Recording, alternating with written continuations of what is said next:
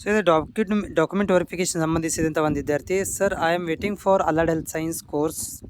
Sir, today KU providing eligibility list, but I am not attended KCET exam, but I am done KCET application.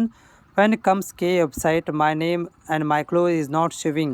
Or sir, K provides another eligibility list for allied health science courses, tell me. So ಇವ್ರೇನು ಕೇಳ್ತಾ ಇದ್ದಾರೆ ಅಂದರೆ, ನಾನು allied health ಸೈನ್ಸಿಗೆ wait ಮಾಡ್ತಾಯಿದ್ದೀನಿ. ನಾನು KCET ಎಕ್ಸಾಮನ್ನು ಬರೆದಿಲ್ಲ, ಆದರೆ ಅಪ್ಲಿಕೇಶನನ್ನು ಹಾಕಿದ್ದೀನಿ. ಸೊ ನನಗೆ ನಾನು ಲಾಗಿನ್ ಮಾಡಿ ನೋಡಿದಾಗ, ಕ್ಲೋಸ್ ನೋಡಿದಾಗ ಅಲ್ಲಿ ನಾಟ್ ಶಿವಿಂಗ್ ಅಂತ ಬರ್ತಾಯಿದೆ, ಅಂದರೆ ಏನು ತೋರಿಸ್ತಾ ಇಲ್ಲ.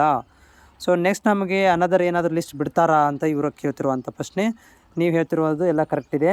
ಯಾರೋ ಮೊದಲೇ ಹೇಳಿದ್ದಾರೆ, ಅಪ್ಲಿಕೇಶನ್ ಹಾಕಬೇಕಾದ್ರೆ ಹೇಳಿರುವಂಥದ್ದು. ಸೊ ಅಲೈಡ್ ಹೆಲ್ತ್ ಸೈನ್ಸಿಗೆ CET ಎಕ್ಸಾಮ್ ಇರೋದಿಲ್ಲ. ಅಂಥ ವಿದ್ಯಾರ್ಥಿಗಳು ಅಪ್ಲಿಕೇಶನನ್ನು ಮಾತ್ರ ಹಾಕಿರಬೇಕು. ಅವರುಗಳಿಗೆ ಸಪ್ರೇಟಾಗಿ ಏನು ಮಾಡ್ತೀವಿ ಅಂತಂದರೆ ಪ್ರೊಸೆಸನ್ನು ಮಾಡ್ತೀವಿ ಅಂತ ಜಸ್ಟ್ ಅವರು ಅಪ್ಲಿಕೇಶನ್ ಹಾಕಿರಬೇಕು ಅಂತ ಅಷ್ಟೇ ಹೇಳಿದ್ದಾರೆ. ಸೊ ಈ ಲಿಸ್ಟಲ್ಲಿ ನೀವು ಯಾರು ಎಕ್ಸಾಮ್ ಬರೆದಿದ್ದಾರೆ ಅಂಥ ವಿದ್ಯಾರ್ಥಿಗಳಿಗೆ ಮಾತ್ರ ಇದು ಕ್ಲೋಸ್ ಎಗಳನ್ನು ಡಾಕ್ಯುಮೆಂಟ್ ವೆರಿಫಿಕೇಷನ್ ನಡೀತಾ ಇರೋದು. ಅಲೈಡ್ ಹೆಲ್ತ್ ಸೈನ್ಸು ಮತ್ತು BPTಗಳಿಗೆ ಸಪ್ರೇಟಾಗಿ ರ್ಯಾಂಕ್ಗಳನ್ನು ಕೊಡ್ತಾರೆ. ರ್ಯಾಂಕಿಗೆ ತಕ್ಕಂತೆ ಡಾಕ್ಯುಮೆಂಟ್ ವೆರಿಫಿಕೇಷನ್ ಆಗುತ್ತೆ. ಡಾಕ್ಯುಮೆಂಟ್ ವೆರಿಫಿಕೇಷನ್ ಆದಮೇಲೆ ಆಪ್ಷನ್ ಎಂಟ್ರಿ ಪ್ರೊಸೆಸ್ ಸ್ಟಾರ್ಟ್ ಆಗುತ್ತೆ. ಸೊ ಅಲ್ಲಿ ತನಕ ನೀವು ಕಾಯಬೇಕಾಗತ್ತೆ. ಯಾಕಂದರೆ ಈ ಪ್ರೊಸೆಸ್ ಮುಗಿ ತನಕನೂ BPT ಇರ್ಬೋದು, ಅಲೈಡ್ ಹೆಲ್ತ್ ಸೈನ್ಸ್ ಇರ್ಬೋದು, ಡಾಕ್ಯುಮೆಂಟ್ ವೆರಿಫಿಕೇಷನ್ ಆಗಲಿ ಯಾವುದೇ ಪ್ರೊಸೆಸನ್ನು ಮಾಡಲಿಕ್ಕೆ ಹೋಗೋದಿಲ್ಲ. ಯಾಕಂದರೆ ಇದು ಅಟ್ಲೀಸ್ಟ್ ಒಂದು 2 ರೌಂಡಾರು ಮುಗಿಬೇಕು. ಇಂಜಿನಿಯರಿಂಗು, ಅಗ್ರಿಕಲ್ಚರು ಮತ್ತು BSc ನರ್ಸಿಂಗ್ ರೌಂಡ್ ಮುಗಿದ್ರೆ ಮುಂದಿನ ದಿನಗಳಲ್ಲಿ ಈ ಒಂದು ಅಪ್ಡೇಟನ್ನು ಮಾಡ್ತಾರೆ.